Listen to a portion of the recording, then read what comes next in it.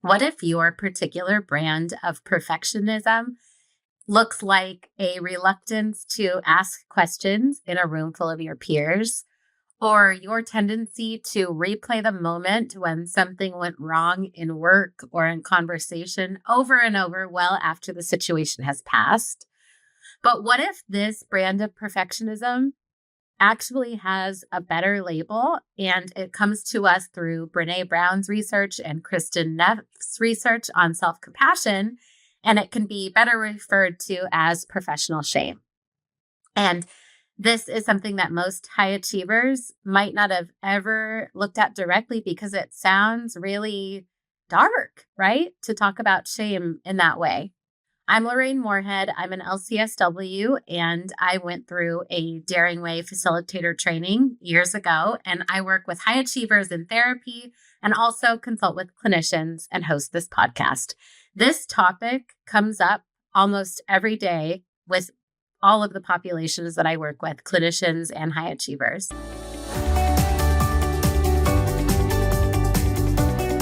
As we learned in a recent episode with Dr. Paul Hewitt on perfectionism, there is a lot of perfectionism in therapists. So it makes sense that we see it commonly with both of those populations. So imagine that you're in a meeting and someone uses a term that you don't recognize. Instead of raising your hand and say, "Can you explain that again?" Or "Can you explain that process again?" You jot it down and plan to look it up later. Maybe you do this so often that you just stop writing it down altogether because you know you're not going to look it up.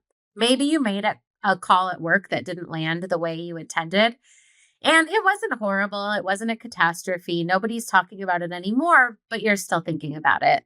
You've replayed it enough times that you have memorized every area that you could have done something differently and you wish that you had.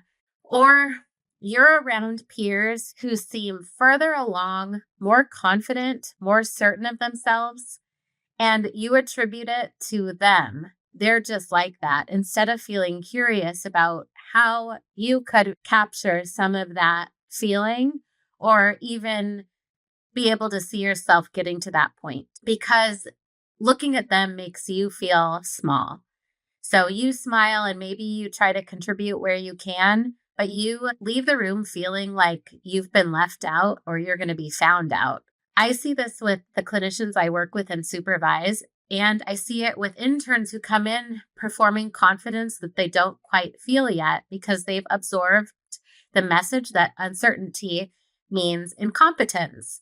And I think when you're learning something new, it is really cool to see uncertainty because it formulates such good questions when you're able to put your finger on that uncertainty. I also see this with high achievers across every field because high achievers are particularly good at building a life around never being caught not knowing. And the research has a more specific name for what is happening here in addition to imposter syndrome. Brené Brown's research draws a clear line between guilt and shame, and you might even be familiar with this. Guilt says, "I did something bad," and shame says, "I am bad." Guilt is uncomfortable, but it's actually functional because it motivates us to repair, reflect, and grow. Whereas shame is paralyzing. It doesn't say do better. It says you're not enough and people are going to find you out. And I think of shame as a little seed at the root of everything. And if you can look back and see yourself avoiding putting something out of your mind, not facing it head on, like in the earlier example of asking a clarifying question, rather pretending you didn't hear the conversation and not getting any more details about it, that is shame. That is going back to this tiny seed at the root of things that is making you feel like there's something wrong with me that I can't figure this out, so I don't even want to face it. Brown's research identifies what shame needs to survive, which is secrecy, silence, and judgment. Shame grows in the dark. And the cyclical aspect of shame says that it has a lot of opportunity to be in the dark because we don't want to share it. It's one of those things that we don't want to open up with at a party and talk about, oh, this horrible thing that made me really doubt myself at my core, we keep that quiet, which allows it to grow. So, looking at how high achievers sometimes handle professional mistakes, it might look like minimizing them, not wanting to bring them up, blaming, finding the fault with the other party that led to the situation going wrong, and presenting this polished version into every room we walk into. And this is exactly the environment that shame needs to grow. The antidote in Brené Brown's framework is empathy, which requires that shame be spoken out loud in the presence of someone who can really receive that admission or that share. Sometimes we pick someone deliberately, this is the shame choosing here, that can't hold it and won't have the right thing to say because it gives us the confirmation that, see, there is something wrong with me. It's too much. Nobody can handle this. You think about it too, people that overshare such a big amount and the person doesn't exactly have the context to respond or doesn't even know you maybe.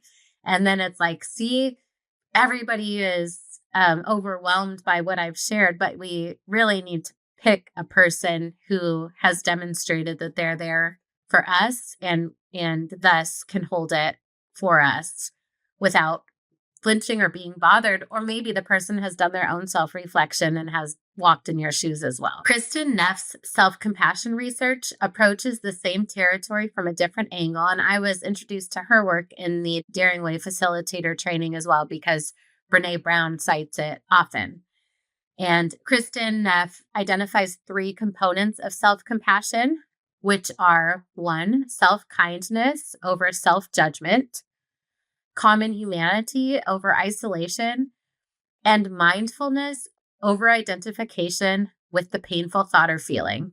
So looking past self-judgment, not relying on that to the extent that you may have in the past.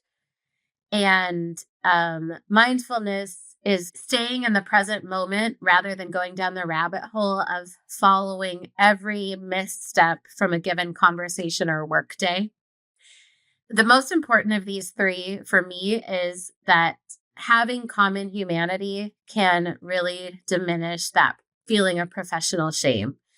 So not seeking out generic reassurance. And sometimes we do this by seeking out reassurance from many people. Maybe you can identify someone like this, or maybe you can identify times when you've done this. But approaching this colleague, this boss, these friends in your personal life to give reassurance, and maybe it doesn't end up holding a lot of weight because they don't actually have the context of the situation. They maybe give you sort of generic reassurance, like everybody makes mistakes, it'll be okay. But common humanity is the recognition that falling short or feeling uncertain is part of what it means to care deeply about your work. Part of what promotes learning and growth is to recognize that there's a gap between where you are and where you want to be. And recognizing that is what allows you to carve out the steps to get to that point of where you want to be. Kristin Neff's research shows that self-compassion is more effective for resilience than even self-esteem is.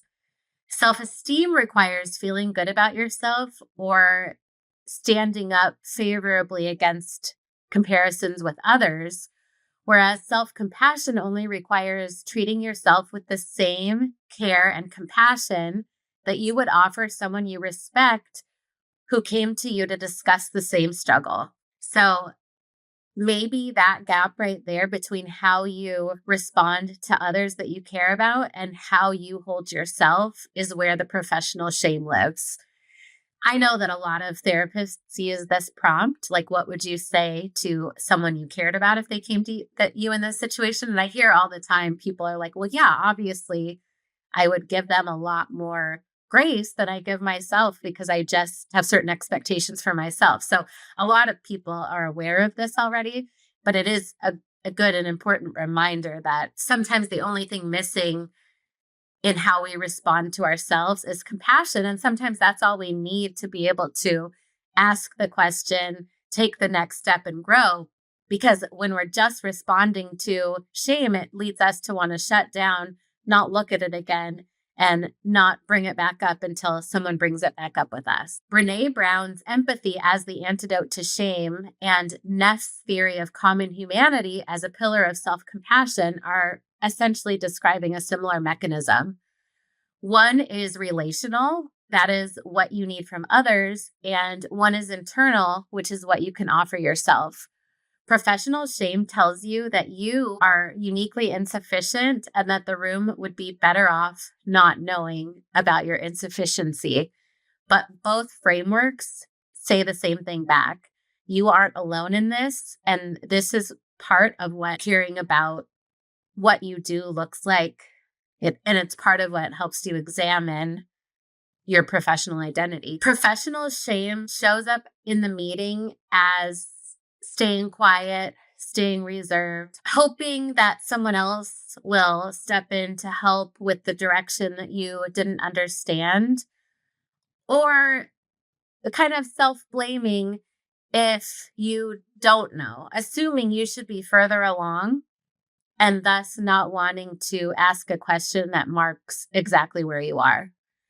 The project that you didn't raise your hand for because you weren't sure you could do the job well enough. I work with clinicians who won't bring their hardest cases to consultation because they're worried about what the presentation will reveal about them. And I've gone back and forth about the best approach for this. Sometimes it is going from a group atmosphere to an individual atmosphere where they can try on sharing a scenario and we can get really far in talking through it. And then they can kind of realize, oh, when I share, I leave with so much fruitful knowledge to work with. And then they want to do it again. And sometimes it means going from individual to group, because if you have someone who's willing to share or ask questions like that, then sometimes it can be that warm feeling of empathy for other people and that common humanity. And it can kind of demonstrate how it can go to ask a question. Some challenges right now are start noticing where you go quiet and where you perform certainty that you don't feel, where you opt out, or where you wait for a follow-up or a few follow-ups because you put it out of your mind because it feels a little too close to be asked to do something that you don't have any knowledge of and it feels too risky to try. High achievers respond to professional shame with more effort. Another course, another credential, another late night proving that the doubt was wrong, which isn't bad. I'm the first to tell you that going on a learning journey can be really fun and can keep you oriented in the work that you're doing. But if shame is the driver and you have to keep learning, keep getting credentials, keep putting more effort, all of that just becomes more to allow you to hide from that common humanity, which sounds like this. What I'm sitting with right now is part of what it means to take this work seriously. Everyone in that room has had a version of this moment where they've felt underwhelmed or underprepared or just plain confused. And this is not proof that I don't belong. This is what it costs to care about doing something well. Say that to yourself in the way that makes sense to you, in the same way you would say it to someone that you mentor or have compassion for. And that is self-compassion. It doesn't mean you're lowering the bar or not challenging yourself. And as a matter of fact, it might give you the opportunity to do both of those things in a way that feels good to you. And finally, Brené Brown's shame resilience research is consistent on this point. Shame cannot survive being spoken in the presence of empathy. So for a lot of us, that means finding somewhere safe to put it down. Speak to a mentor who models that uncertainty is part of the expertise, a peer who understands what it costs to hold high standards, and your own therapist who you can trust to be non-judgmental and who can hold space for that. The professionals I've seen sustain long careers and effective careers are not the ones that don't struggle. They're the ones who have somewhere to take the struggle. And that is shame resilience applied to your professional life. Think about going back to math class in elementary school. If you learn something on Monday, it's going to be integrated into something more complicated on Tuesday. If you miss everything going on Monday and Tuesday, you're going to be really confused by Wednesday. And I think as an intern, it can often feel like that as well, that if you miss something, or for maybe you don't, maybe you weren't told, maybe you don't have the training or the course, maybe it wasn't even something that you missed. But if you get to that kind of Wednesday expectation without having a couple of the blocks in place from the previous days, you can feel like it's too late to ask. I should know by now. But just creating that opportunity somewhere along the way to say, okay, here's what I know. I feel like I'm missing something right there. Do you know what it is?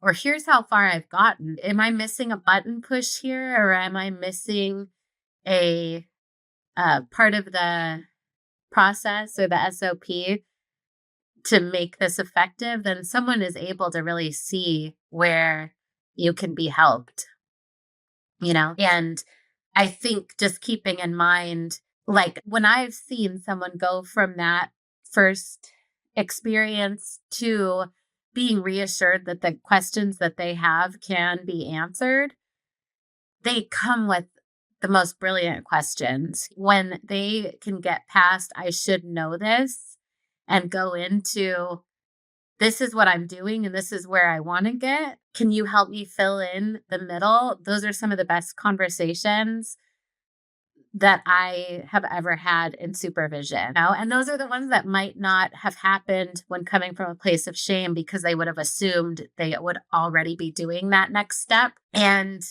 I think some people probably never get to that next step, So the assumption that everybody's doing this but me is so wrong, because some people never get there to begin with. But challenging yourself to have those conversations is exactly what can show that. So this week, try and do one thing. Think about the professional moment from this month that you might have replayed the most, the meeting, the decision, the exchange that you've gone back to more than once, and ask yourself, is the voice replaying that moment giving you useful feedback, or is it telling you that you aren't enough? If it's the second one, that's professional shame talking. And shame isn't making you sharper. It's making you smaller. It's making you avoid. It's making you not ask the question. It's making you assume everybody else already has the answer. So try applying common humanity to it. What would you say to someone you respect who brought you this exact story? Try saying that to yourself out loud if you can. Write it down if that's easier, and notice what happens when you do. And if you've been performing competence in a room where you could be asking questions, try asking one, just to see what it feels like to be a person who's still learning something and who's using the people around you to learn from. That's what the research points to. And that is where shame loses its grip. So professional shame is not a character flaw or evidence that you aren't as far along as you need to be, or that you aren't adept in your field. So start with the moment you've been replaying and go from there. Please be sure to subscribe for more on the research that actually changes how you work. And be sure to share this with an intern, a supervisee, or a professional who could benefit from hearing these reminders. And I'll see you next week.